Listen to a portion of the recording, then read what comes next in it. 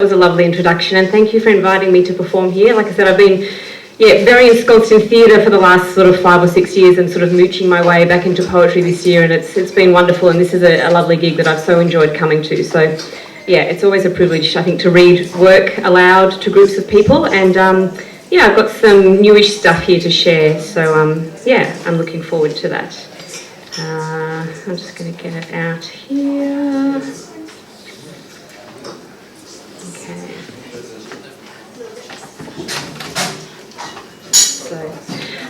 This first poem is kind of about poetry, so I thought that might be a nice way to sort of open up and break the ice, given that the gig's called Poetryspective and we're all here because we love poetry. So this is called Vertigo. I was on a panel with a nice guy. He talked about how he came to poetry years ago, read some, thought, hey, I like that, I'm going to be a poet. Worked hard and now he is. How my chest gaped at the muscular bell of his ambition, whereas I leaped backwards into a thumping party, silence suddenly, daylight, the nerves of birds. I don't belong here. How much is personality, biology, conditioning? Get over yourself. Bootstraps, hard skin, just do it. The wound is the inquiry. Tongue poke, tooth rot, pick, scab, press, bruise, furtive shame. Stop that, who said you could?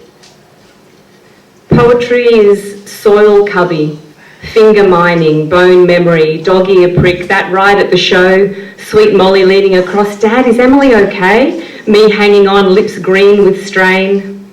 Niagara Falls, wet face, soundless shout. Long walk, bare feet, mid-north coast. Teenage boys, slick, glisten body surfing. Out here, in formation. Oh my God, they're dolphins. They're dolphins. You were alone on the shore that day. The wonder, was it even real, hovers bright and sea mist in your memory.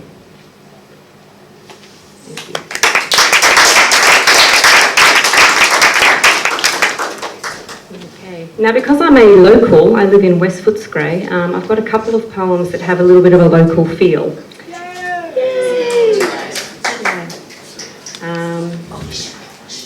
This one's called Friday Night at Jimmy Wong's. Friday night at Jimmy Wong's. No food at home, so I've stopped at Jimmy Wong's in the fluoro waiting area with my book. Slowly hacking my way through a great American novel, it's full of baseball metaphors I don't understand. 3 cops walk into the Chinese restaurant. Not a joke, it's just what happens. 3 cops, 3 guns. I wonder briefly what would happen if I tried to grab one. Then the guy appears with my food, asks if I need a fork. Have a nice night, yeah? And because he says it with a question mark, I believe he really cares. I get home and all I want to do is watch So You Think You Can Dance. A skinny girl dances in a white dress and Lady Gaga is judging with blue hair. Her body is fierce like a bird. She leaps from her seat at the end of the dance. I love you, she cries, and the dancer is so happy. Lady Gaga has tears in her eyes.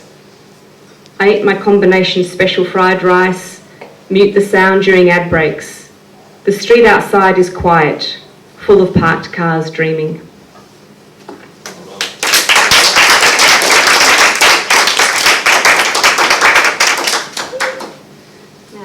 I ambitiously wore my big, thick coat up here and I'm getting quite hot, so I'm going to take it off.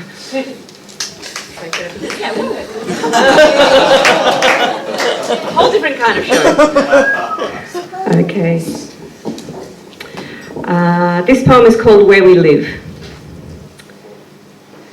A woman hidden under bulging flesh and sallow skin sprawls in the Westpac ATM alcove, barks out her mantra. Got any money? When I lived in India, I had a policy of giving money to 3 people each day. This is Footscray. Her horizontal pragmatism does not invite conversation, and I don't think she's interested in attending any community storytelling workshops. In the shared back paddock behind our house, there is a tree planting invitation. Everyone welcome. I wonder. The morning of the tree planting, jackhammers blast me from sleep at 6 a.m. busting up bluestone to widen the streets. Not sure why this makes me sad. It's not as if I laid it. It just seems like a violent kind of beautification.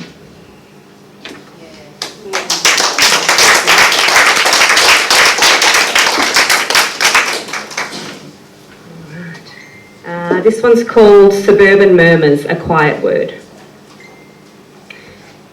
We slip on the words that have fallen. Quiet words. Are you coming home? Eaten by dust mites, caught in hairs around the sink, tap dripping words. I don't know how to change your washer. His fingers, fat pencil stubs, nails ridged like corrugated perspex. These are not words that want to be shouted. What did I do wrong? They stick to teeth and hurt to chew on, best swallowed with a stiff something, words that tap on the window at night. Do you feel safe alone in there? Sleep with lights on, sleep with eyes open, sleep with mouth closed. Doesn't matter, they keep slipping out. Who will look after us when we are old? Words you are ashamed of, the quiet words you want to go unnoticed. Talk instead about things, shiny things. I deserve a new toaster. These stilettos are on special. Honey blonde suits my face. In the meantime, the quiet words wait. One day they fall from your mouth unexpected, tumble like baby teeth, and it won't hurt as much as you think.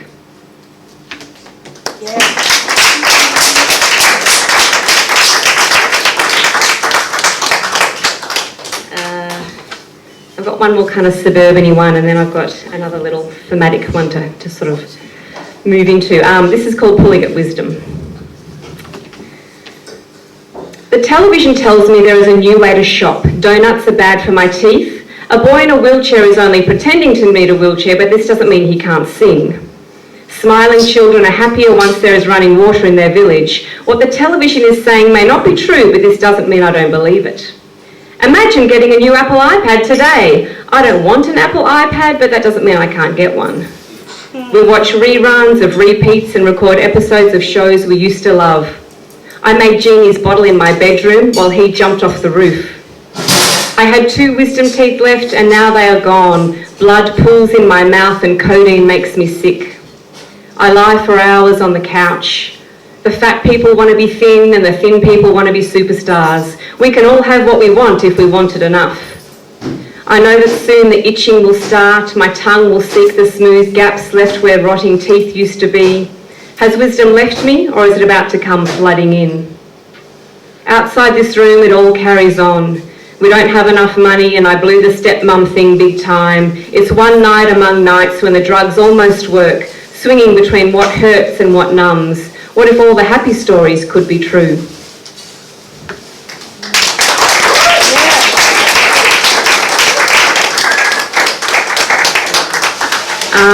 So given the theme of tonight and Matt reading some of Kavati's works and then Paul reading some from the Odyssey before, I've got a couple of things I'm working on that either draw on or aim to sort of reinterpret some Greek myths and some other kind of myths. So I thought it'd be good to kind of fitting to share a few of those with you tonight. So this first one is a suite of 3 fragments, I suppose. They're not all directly related to each other, but they're all riffing on the theme of Penelope, who we heard about in Paul's reading there. So Penelope is Odysseus' wife, so she's stuck at home for 20 years while he goes off to fight the war, then he takes a long time to get home. And I'm sort of, just at the start of playing around with reimagining Penelope in sort of contemporary settings and just trying to sort of, reimagine some of her thematic material. So yeah, I've got a couple and I'll just do them all one after the other.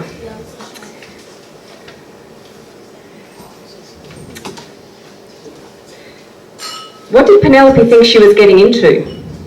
This was in the days when they wrote and kept love letters, sitting up late on a Sunday night, her hand cramped and that tight feeling in her gut as she paused over his last week's missive. I'm so distracted from work, wonder what that could be. And she writes back sweetly about weather and work and family. Her mother's stern mouth and taciturn, fast-footed father, all daughter love but wrapped up in his own racing ambition, nothing has prepared her for this. Such hot male flame, such intense blue gaze. My dear, my darling, I love you, I miss you so much. He is away for work. Men living, long drive travel, back for the occasional weekend while she steadies daily her job in the city. What's that thing about distance and the heart? He is exciting, and that tang of something bitter blood metal. She can taste his kiss and rough rash drag when she brushes his cheek. They are flavours she is sure she can tame. He loves her, that hot blue flame.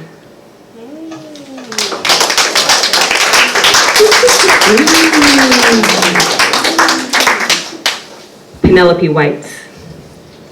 You hang in there. It's his job. You don't complain. Don't be one of those wives. Be grateful. Look at this place. The cool floors, room after room, and staff to swish, swish. Keep them tidy. And that bed, a tree in your bedroom. Remember when it came?